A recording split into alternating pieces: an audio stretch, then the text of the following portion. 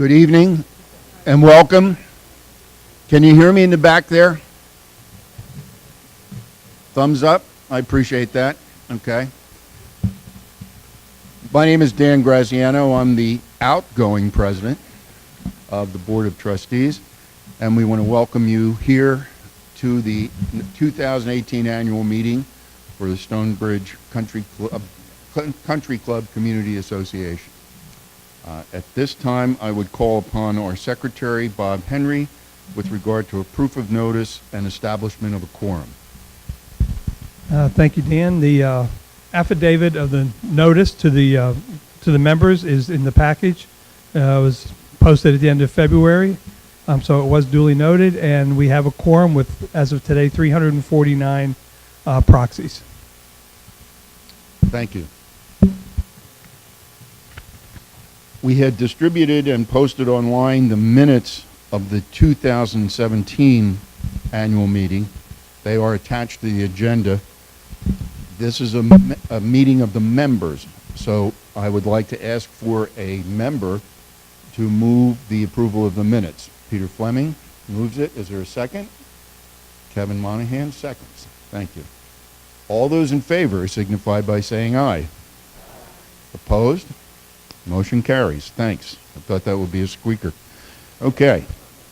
Now we're going to have Sandy Fleming present the Thomas L. Brooks Outstanding Volunteer Award.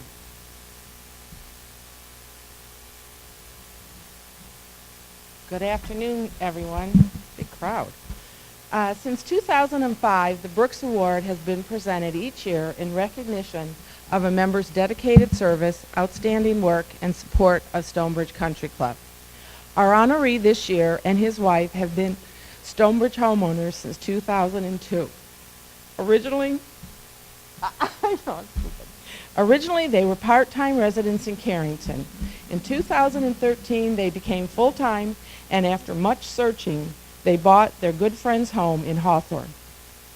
Once graduating from college with a BS in marketing, he began his career as an auditor, rising to Senior VP and General Auditor of Commerce Bancorp. Our honoree has a long history of giving back. He was a founder and board member of Big Brothers and Big Sisters of Mercer County, including several terms as president. He served as regional president, board member, and national treasurer.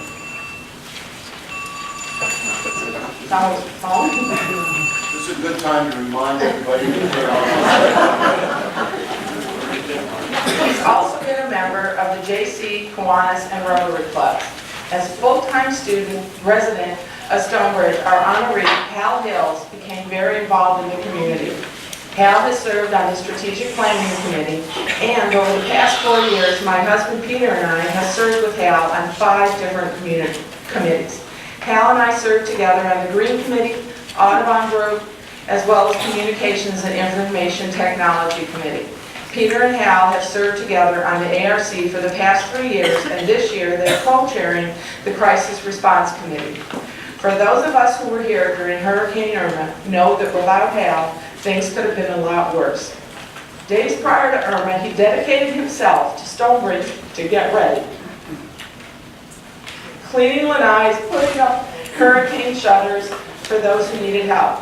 He was there to help with anything that was asked of him. During the eye of the storm, he was even out on Winding Oaks Way cleaning the storm drains. After the storm, he was instrumental in sending out email updates and helping those in need. Since the hurricane, Hal spent endless hours writing an emergency response document for Stonebridge. Hal also mentors high school students in Immokalee, volunteers for Habitat Humanity, and is a member of Greater Naples Leadership. It's my honor to present this year's award to my friend, Hal Hills.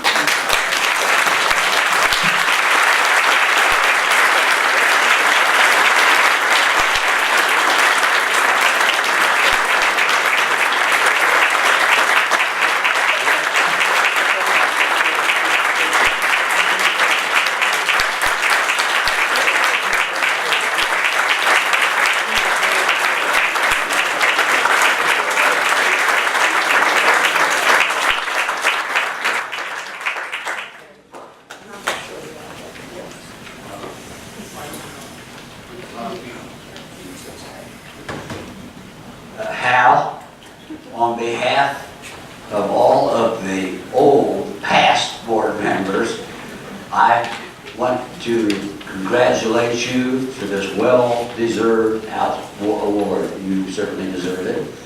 And for what you did during that hurricane, you're the shining example of what it means to be a good neighbor.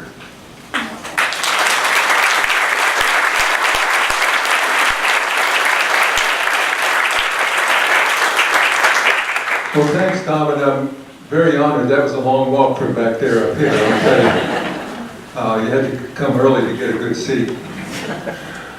As far as the hurricane went, so many people did so many things. I accept this award in honor of all those people. It was such a community, from the people at Willow Bend who offered their place to any number of people who were doing all kinds of work during, before, and after. So anyway, I appreciate this, and I accept it in the name of all those folks who did so much. Thank you.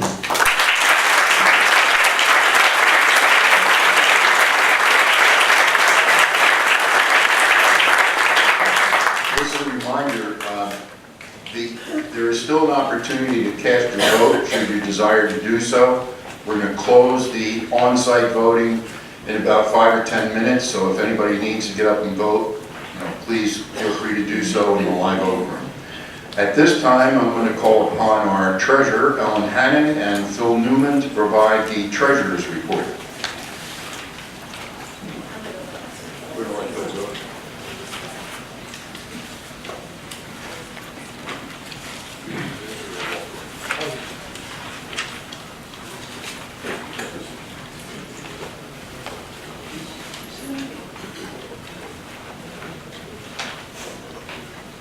Doesn't work, then I'll believe you tell you. Wow, it's awesome to come up and speak at a club where they just honored a former auditor as an auditor. And usually the ladies are in tears after I finish my message or before, but it's great. It's great to be. This is my second year back with you guys. We've been serving Stonebridge for a while now. And it's always a pleasure, and certainly to hear that story is very warm for all of us, because as you can imagine, I think you know, I live here in Naples, and I only deal with country clubs. So the last 8 months or whatever it's been have been extremely challenging for everyone, and to see communities like yourselves come together and work through that in a very positive way, despite all the challenges, both physical, financial, and everything else, is really, I think you guys should be very proud of how you've all handled that, and my congratulations to Hal. We go back a long way, we're all drinking buddies. Here's some of the comments we wanted to just pass along to you guys, kind of summarize the work that we've done for the year. We have a very thorough process with you guys, not only dealing with Tim and Stephanie and your management team, but also dealing with the finance committee as well. Can you hear me at the back? Yeah? Okay. That's unfortunate for you guys, but I'll keep going anyway. So here's the summary of ultimately what you pay us for is to come in and do an audit of your financial statements. What you want and what you always want is an unmodified, clean audit report. We certainly got that for last year. We had no significant problems during the audit, no disagreements with the management team. And there were no audit adjustments, which I think I mentioned last year. It's very rare. So again, as members, that would be something I would look for and hope that there would be minimal. And certainly to have no audit adjustments is thin air, and it's unusual, and it's certainly a testament again to your finance department. We picked out just some of the highlights from your balance sheet that you can see, and I think you guys ended the year again in a strong financial position. We had operating cash of just over $1 million in a reserve. We again had about $1.9 million. If you do look at your balance sheet, the one thing that looks odd is because of the accounting regarding hurricanes. Obviously, we had an assessment. You booked the receivable for the full amount of the assessment, because the triggering event, as we call it, obviously was in September of 2017.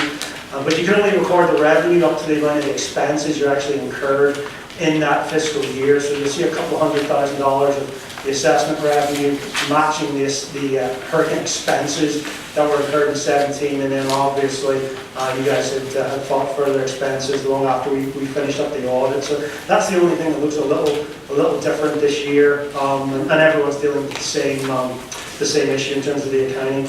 Your bank debt, you continue to pay that down, $3.4 million at the end of September 2017, and overall your reserve fund balance, it was pretty healthy, 1.776 million. Operating surplus was just a little bit negative, $24,000, a little bit positive the year before, and that's pretty much break even on your revenue amounts. Here's the pie charts, and obviously you guys can have these. I'm sure it's on your screens throughout there. It's a little hard to read these. I warned you guys last year I was going to come back and chastise you, so here I am. You're not drinking enough, okay? It's a slippery slope. I went back to 2016. You know, we get the excitement of the new clubhouse, and like, you got to keep drinking. And if the hurricane doesn't get you drinking, I don't know what will. But you know, we joke about that, but obviously it's good to see people use their club and enjoy their club. And I think when we look at your percentages, certainly, you know, against your budget there, where the sources of revenue came from was very, very consistent with what you expected. And this is comparing it to some of the other. CIRAs is the accounting term for bundled community clubs. It stands for Common Interest Realty Associations. It's just an accounting term, but for a club structure like yourselves, where there's one master association and all the club amenities reside within that association, a lot of your similar communities along Davis Boulevard, the countryside, Glen Eagles, that kind of community would all kind of go in there. You go up to Fort Myers, you got Lexington, Colonial, and places like that. Vasari, I guess, would be another one not too far away from here. So we put all those numbers together when we do our audits. Now these numbers are 2016, because obviously there's a timeline, so you have to take that into account. But year on year, the numbers don't move that much, and I think, you know, we do pie charts because, again, you can see the relative consistency. And I think when you look at the dues and fees, and again, this is just your operations, operating expenses, revenues, and we'll look at expenses in a minute that go in here. Again, very, very consistent in terms of where you get your revenues from. But again, I have to keep on bringing it up, Tim. You have to bring it up. You not only are drinking less compared to yourselves, you're drinking less than the average club in Southwest Florida. So I don't know if that's a point of action for the board, but you guys can chew on that as we go forward. On the expense side, again, you know, if I were you, I would focus just on the colors and the sizes of the pie. And again, you can see it's very, very consistent. Payroll will arguably always be our single biggest expense, and I think Tim would agree with me. It's our biggest challenge every year. Every club certainly across Florida and across the United States is dealing with the challenge of the war for talent, as they call it. So that's not going away anytime soon. And obviously, we want good service. We expect good service. And you know, it's certainly a challenge. But you can see your payroll relatively consistent there, just under 50% of your total operating expenses. And when you look at that compared to the bucket of clubs in this trends number, which is about 30 similar clubs like yourselves, your number was 49.3%, so a little bit lower than the average. We had there at 50.7%. So again, overall, really consistent. You see your cost of sales for food and beverage 8%. The average 7.9%. You know, when we're looking at total expenses. So again, this is just operating. We don't the hurricane expenses that you did have in 2017, we pull all those below the line because it's something unusual. You have a budget for something like that. So to try and have some sort of comparison. Looking then at food and beverage itself, I think it kicked you guys enough, but again, your overall subsidy, very, very on par with what we see. And these are 2016 numbers. I expect 2017 numbers for the trends to maybe go up a percentage point or two. So your subsidy was $1.41, 141%, and again, 140% is the average that we're looking at overall. So your per unit subsidy at $803 looks higher, but you have to remember at 799 units, right? 799. The average number of units in the peer group is 990. So the bigger communities in terms of doors. So anytime you do a division equation, you're probably not going to look as good. But I would certainly focus on the overall subsidy. This is the last slide I have. We don't have a slide for golf, but for the golfers in there, I can tell you your cost per hole are about $80,000 a hole. It's bang on the average I know, it's hilarious, right?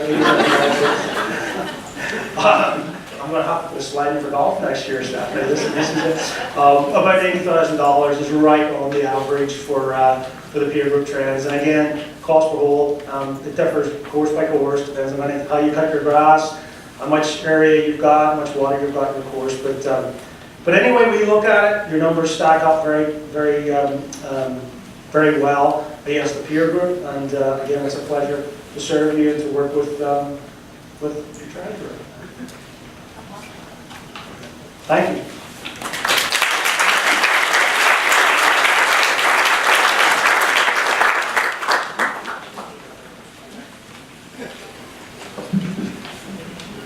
Thank you, Phil. It's a lot more interesting than I am, but I'm going to give you the rest of the treasurer's report here.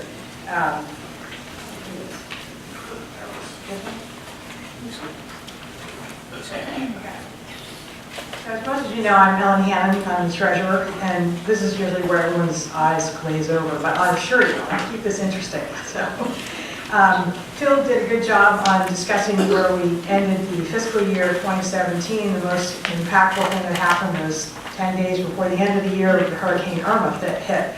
But we closed out the year on an operating basis before the hurricane with a small operating deficit of about $23,700, which worked out to $29.66 per door, which I think the bill, correct, goes out today.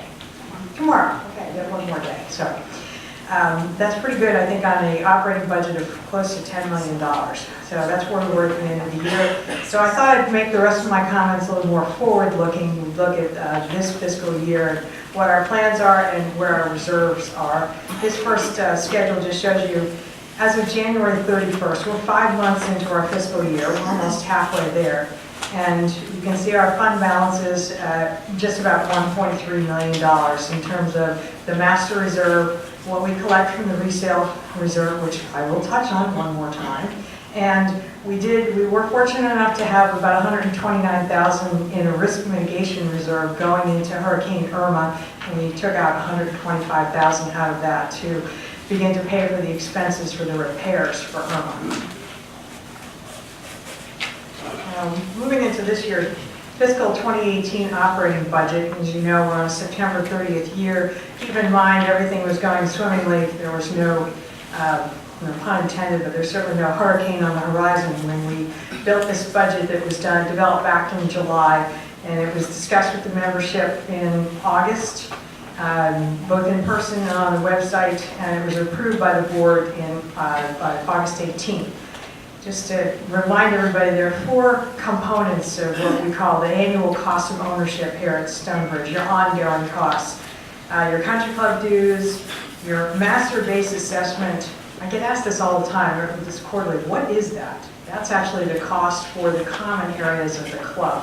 Why do we do it that way? Because that's the way the developer wrote the declaration. So that's that. And your food and beverage service charge, and then the capital reserve assessment, which is about $1,000 a year. That is the charge that we collect essentially for the financial geeks in the room. And I know there's one in the way back and one in the front. That's to fund depreciation. So that's the cost of replacing our existing assets. And one last item is the clubhouse renovation fee. We have 5 years more to go on that loan to pay that off.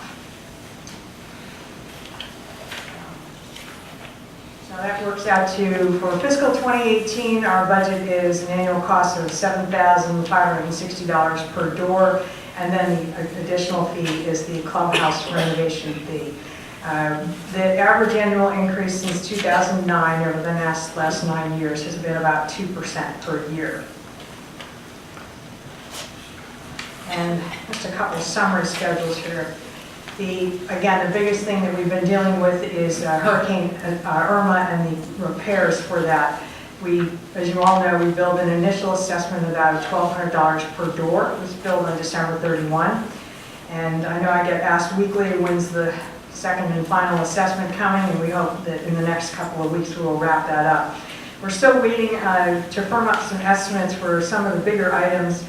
some of the landscaping burns. There's several major repairs, including signage and some other things that we're waiting to button up. And we anticipate our final resolution of our insurance coverage, our claim anyway, sometime in the next 2 to 3 weeks. So we hope to have the final assessment billed out by March 31st. And we remain comfortable with the initial range of $1,500 to $2,000 a door in total. So we've already billed $1,200. I think that we remain in a solid financial foundation. Hopefully that will lead to the sustained membership satisfaction of the club. One comment I would put in here is I was coming up the steps and I ran into Mark Metzger who said, "Oh, Mrs. Hannon, we're going to see you here. I worry. Finance." I assured him I'm usually here to eat lunch or play cards, so finance is fine. So, and the last point, again, as in prior years, the budget, management's budget was built on supporting the club's mission, vision, and values, and making an effort to budget to the mission and not the other way around. And I'm going to give one last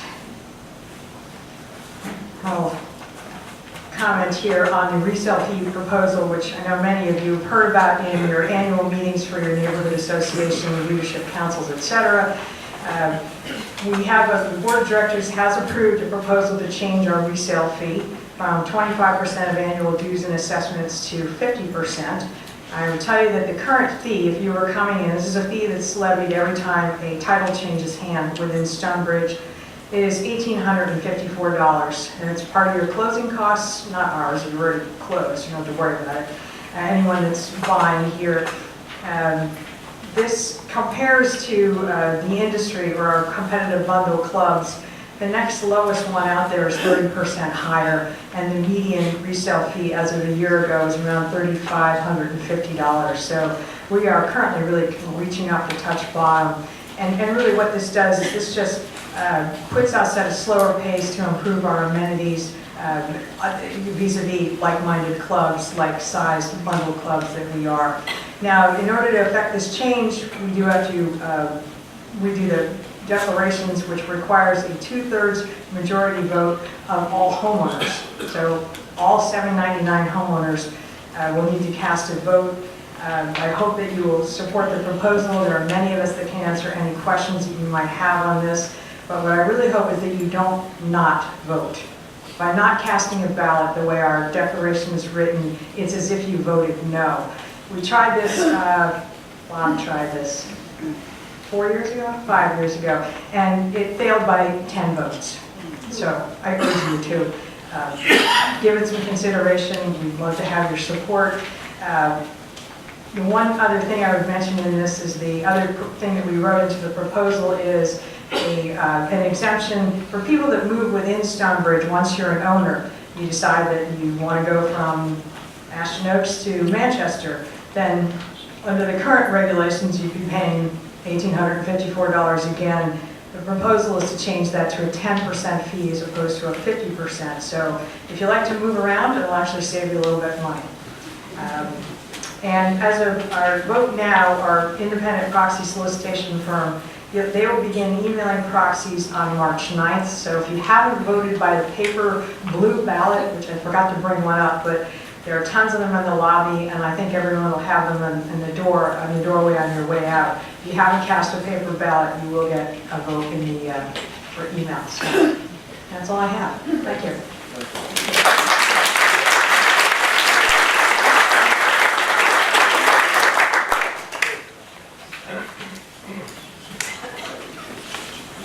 I should mention, following up on Ellen's talk about the resale fee proposal, the 10 votes short 4 years ago on this proposal means that 526 members voted in favor of that. And I don't know the no votes, but it was a very small amount. 97% of the votes were in favor, and that was 526. We need 536 yes votes to make this happen. So most people seem to agree this is a good idea. Okay, this is my report. And I I thank you for coming. I'm very impressed with this turnout. Very happy to see you all here. We did not have the drama of a hotly contested election, even though as the chair of the nominating committee, I can assure you, we do try and find more than 3 candidates for the 3 vacancies. But your attendance is really heartwarming, that you would take an interest in the club and show up today. So thank you all. It means a lot.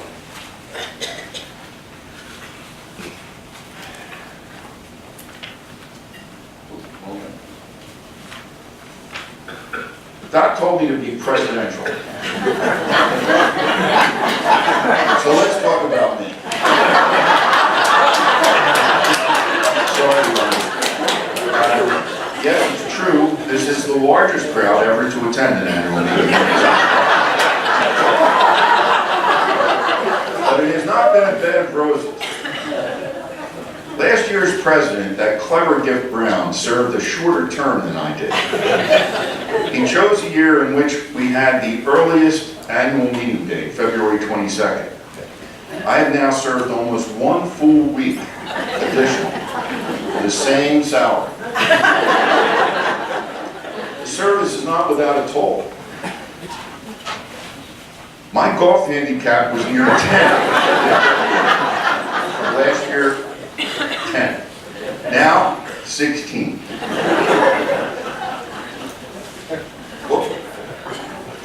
And as you know, presidency can wear physically upon you.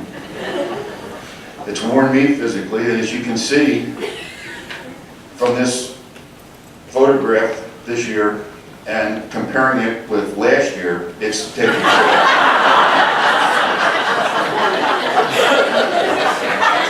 University will tell you that I used to look like that, but that was 50 years ago. But some still believe that being president is about more than your own personal agenda and that you should be judged on how the organization fared during your presidency. So let's talk about that. Well, this is an apt quote. It was the best of times, it was the worst of times. Liam, you'll like this? We ate pizza and smoked meats. We lost a good friend and board member, Rick Janelle. We prayed for and cheered the survival of courageous members battling illness. Sally left. Sally came back. We had a hurricane.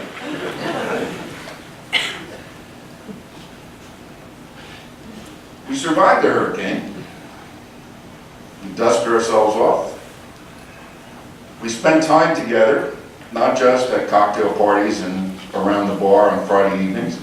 We engaged in focus groups, town hall meetings. We did important work. We took a survey of 20% of our members every quarter. Did I mention we also ate pizza and smoked meats?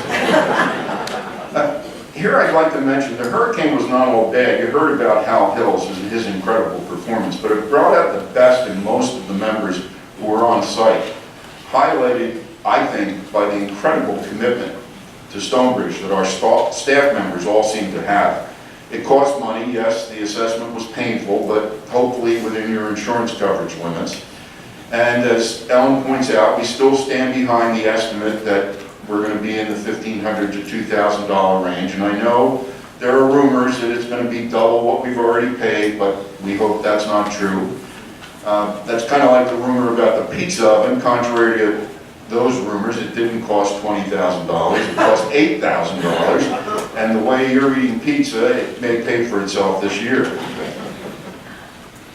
Again, I really want to take note, our members contribute to the greater community in many ways. And this slide, I think, will give you an example. These are the different organizations to which Stonebridge members have made contributions in a variety of ways, whether it's through the book club, whether it's through Walter's group, Habitat for Humanity, the Toys for Tots.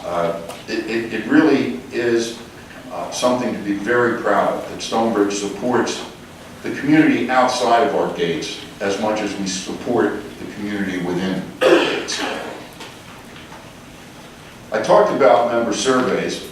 Members enjoy, you know, is one part of our slogan, that the board governs, managers manage, and members enjoy. But we take that seriously, and so we've committed resources, as I said, to poll our members on a regular basis. And that's 20% of our members every quarter receive a survey, just a simple survey to tell us how they think we're doing. And they get to rate us like this: 5 being outstanding, 1 being unsatisfactory. I chaired a hospital board in New Jersey, and we regularly surveyed patients. What we learned is that a 5 is extremely hard to come by. People are very, very reluctant to give a 5. If you bought a car, you probably have had the salesperson or the dealer almost beg you to give 5s, because 5s are just very hard to come by. Most polling services are going to tell you the same thing. For that reason, we tend to set our goals in the 3 to 4 range. So, how do we do? 90% of our members said that we were meeting expectations, exceeding expectations, or outstanding. So that's the 3 to 5 range. The real outlier here, these are the 3 areas that didn't reach that 90% level. The real outlier here is F&B, a problem for all clubs, and apparently a problem for ours in terms of our not drinking enough. And maybe the numbers would be better if we drank more.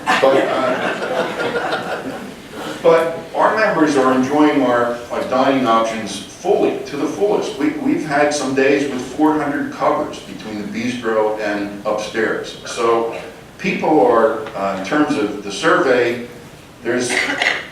we're not where we'd like to be with regard to the survey for F&B, but we're pretty happy with the response, the actual response for our members who are voting with their feet and coming here.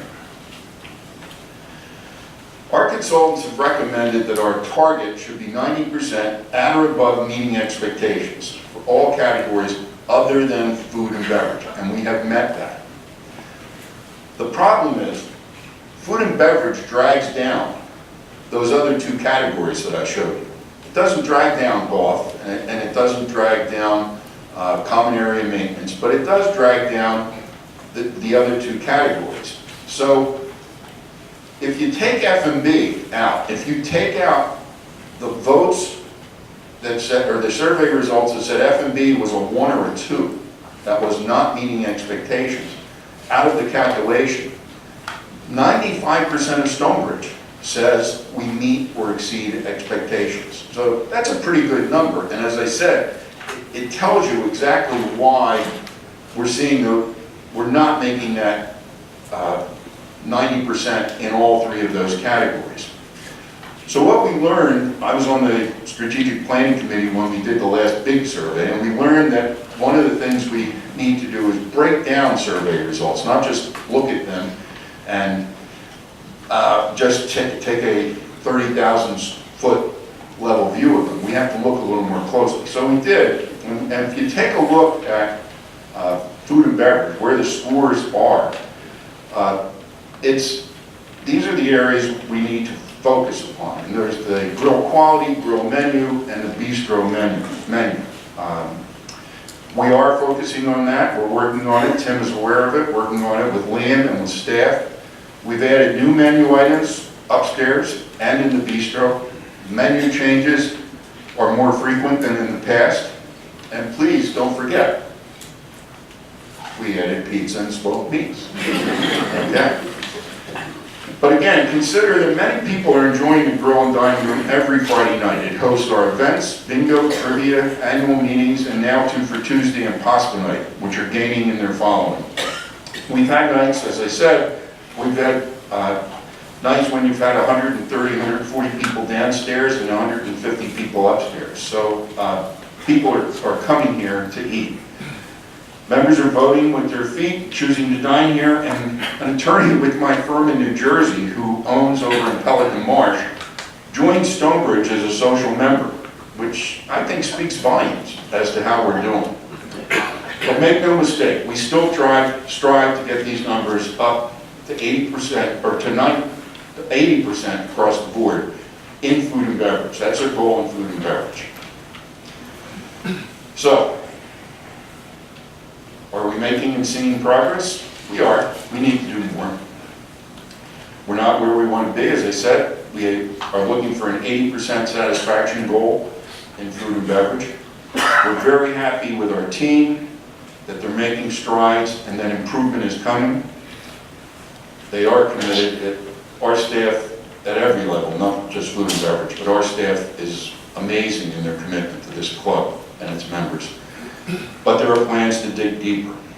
And again, you'll find that 5-star ratings are very rare. Food and beverage is a very subjective area. And will everybody be happy? Probably not.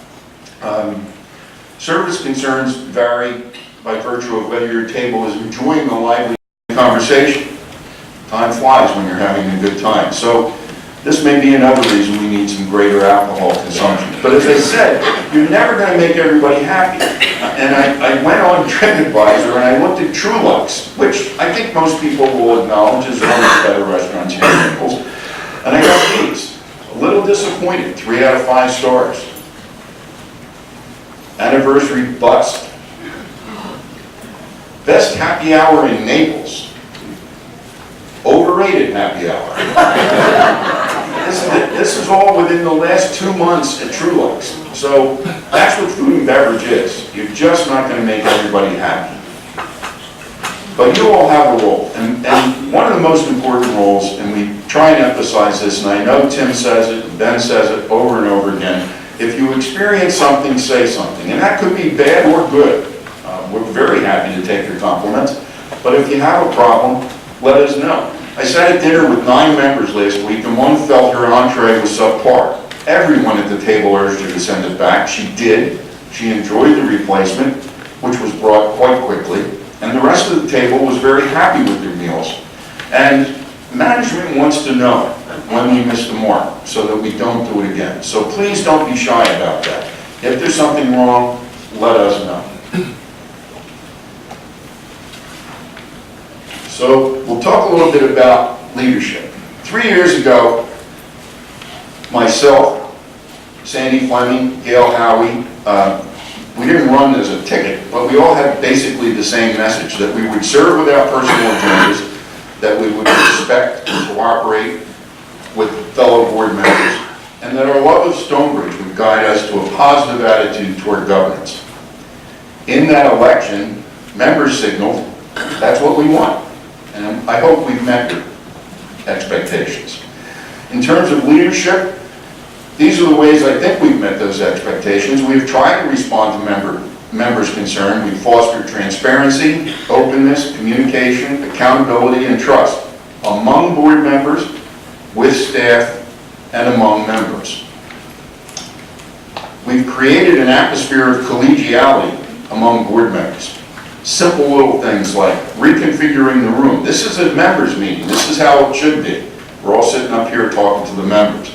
If you come to a board meeting, and 4 or 5 of you do, but if you come to a board meeting, you'll see we now sit in a square because we're talking to each other. It's a board meeting. Members are certainly invited and they sit around the perimeter of the room, but that little change was intended to send a message that we need to talk to each other, and I think we've been doing a very good job of that. We've planned succession. We've actually talked about people who are going to move up in terms of the officers, and Charlie Murphy planned the last 3 years. What was the name of that? Calistoga, 3 years ago. And we actually were able to accomplish it, Charlie, so pretty impressive. And we've always stuck to the members first mantra. Again, managers manage, directors govern, members enjoy. And I didn't click on all this stuff, okay. So what have we done at the board? We've developed a very rigorous orientation process so the board and committees get up to speed quickly. I sat through, how many committees do we have? I sat through Tim's orientation of each and every committee last year. So if you think that the financial report was tough,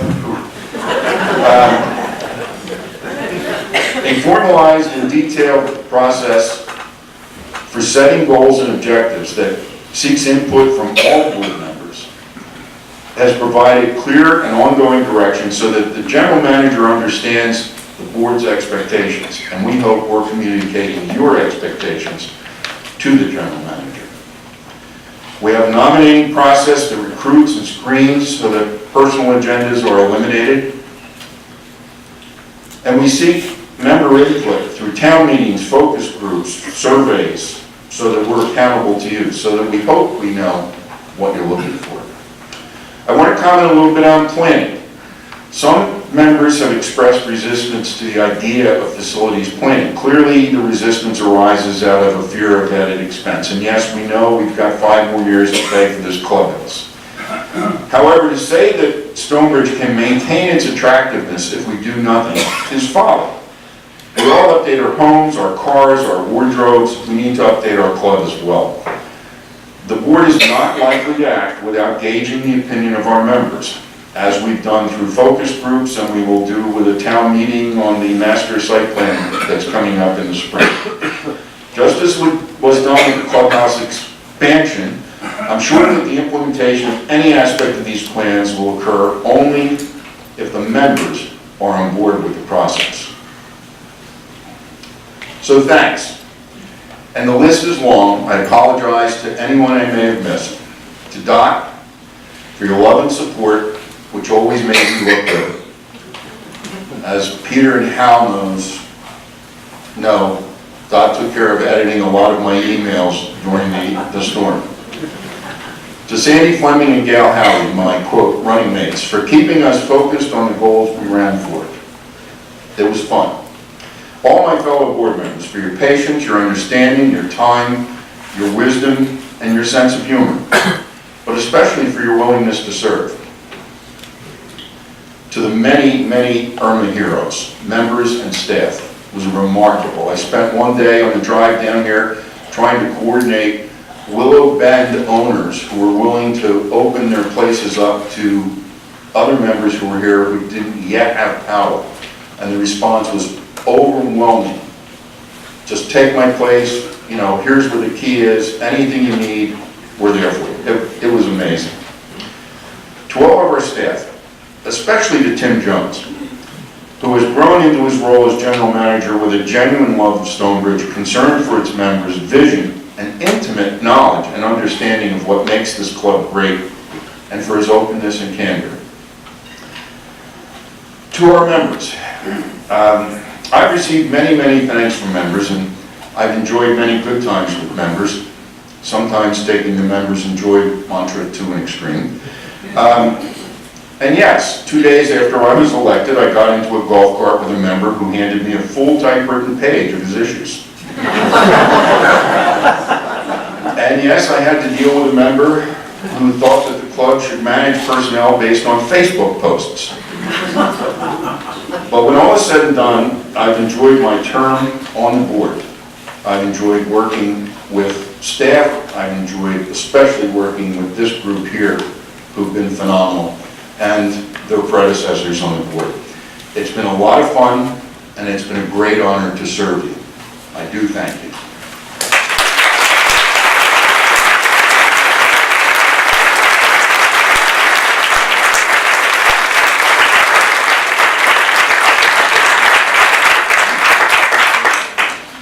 So the next, I get to stay up here, you're so lucky. Now we have the opportunity for member comments and questions. If you have a comment or question, we'd like you to come up to this microphone in the center, state your name, state the community in which you live, and state your question or comment. Oh, come on, really? I'm sorry, I know what may be wrong. There's no pizza or smoked meats tonight. That's what you're hoping for. Seriously, no comments. Is that a good thing? Yes.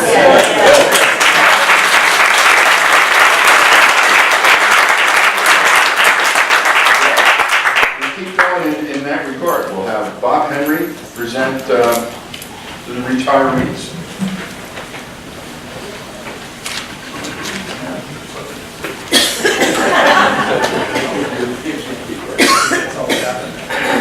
Hello, everyone.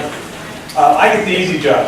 I get to stand up here and recognize the three board members who are retiring after tonight. Not quite yet, after tonight. When they joined the board 3 years ago, I didn't know them all that well.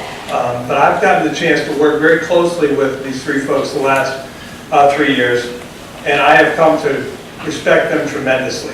As Dan has said, their work ethic, what they brought to the board, the things that they focused on has made this community better for all of us.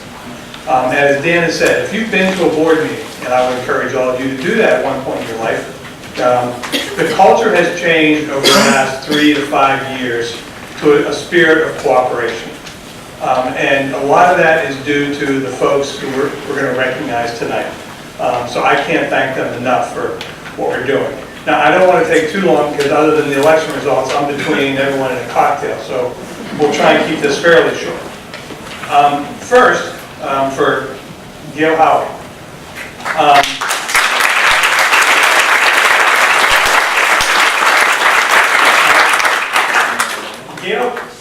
Gail came on to the board. She actually did community standards the first year, which I had to really look back to see it. But she really did that. Wow. But she really came on with a focus on the House Committee and member services. With a background as an event planner, she was uniquely qualified for doing that. And as Dan has talked about, and if you talk to anyone who uses the club frequently, the improvement in food and beverage over the last 3 years has been phenomenal. A lot of it has to do with, I'm sure Gail will give some credit to the chef and to management. But a lot of it has to do with the work that she's done on the House Committee. She made a number of changes. She staffed the committee with a variety of opinions. She wanted people to come to the committee meetings and let people know what the members really think, not just everyone who's happy. Try and get as much as she could. She significantly improved the communications and the member input on the committee. She put a process in place for people to bring things to the committee meetings so that they were dealing with what the members really wanted. So she has made a tremendous impact to the board, to the members through the food and beverage in the House. And I think over the last 3 years, she should be extremely proud of her service on the board.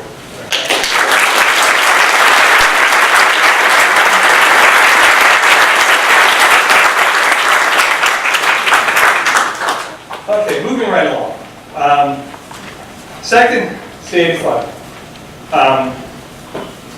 When I first heard that she was running for the board, I thought this can't be right.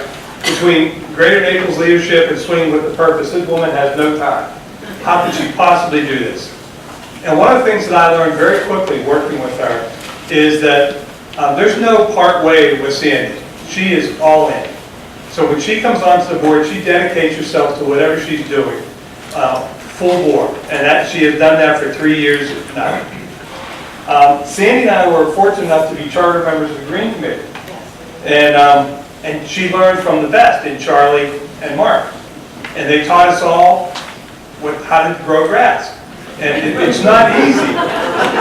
Believe you, it's not easy when you don't know the difference between Bermuda grass and ryegrass, let alone Tiff Eagle and Celebration. You have no idea what that entails, but they made concerted effort to not laugh at us, and they were very patient. She did such a good job that we got to abolish the committee for the past year, so that was great. One of the things I remember most though about Sandy is her communication with the members is such a passion for her. She brought that to the board and she worked for 3 years diligently on how to communicate better with members, make sure that they're getting the best information and have access to the information as easily as possible. She transformed the communication committee, which is now includes IT, with a much updated website and a mobile app that came out within the past year, which has made it so much easier for members to get information and to communicate back and forth with the club. We are going to have very big shoes to fill when Sandy leaves, and I am going to miss you. Thank you.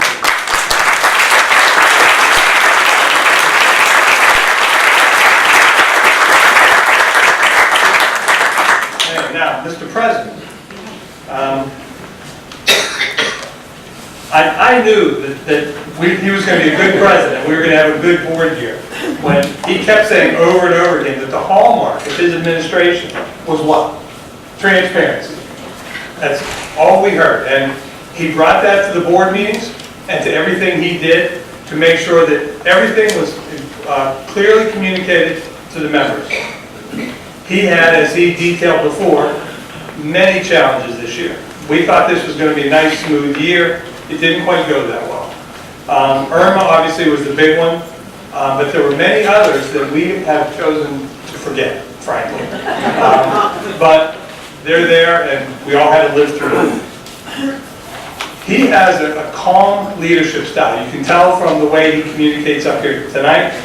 And he rose to every challenge, and he performed them exceptionally well. Kept everybody focused on the task at hand, and we're all looking for the same end result, and we all got there. In addition, I hate to compliment a lawyer, but sorry to all the lawyers out there. He provided invaluable advice and counsel to Tim and to the fellow board members. He kept us current, he kept us focused on what we're supposed to do, and he kept us out of trouble, more importantly. He will be very sorely missed, and I think one of the best things you can say about someone as they leave their board term is that the board is much stronger now for having his service than it was before. And for that, we thank him.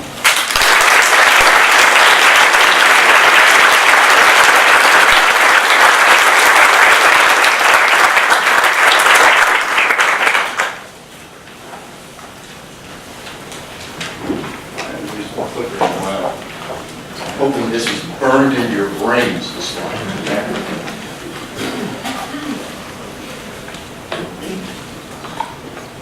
I'm going to announce the election results. There's no slide for that, right? Oh, we did that. Oh.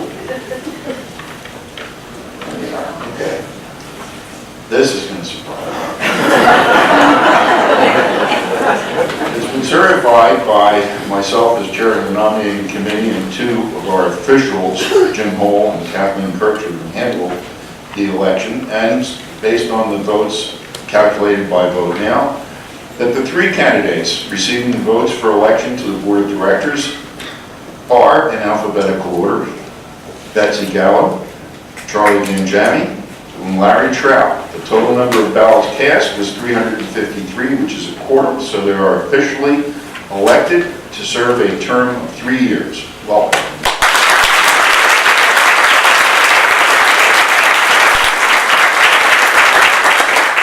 I'm pretty sure, I want to thank you all for attending, there's no question about that. And I want to ask Charlie to make a motion to adjourn. Charlie Murphy makes a motion to adjourn. Good work. And I need a second for the motion to adjourn. How about Mike George? I can see him back there. All those in favor say aye. Aye. All those opposed? Join us at the bar.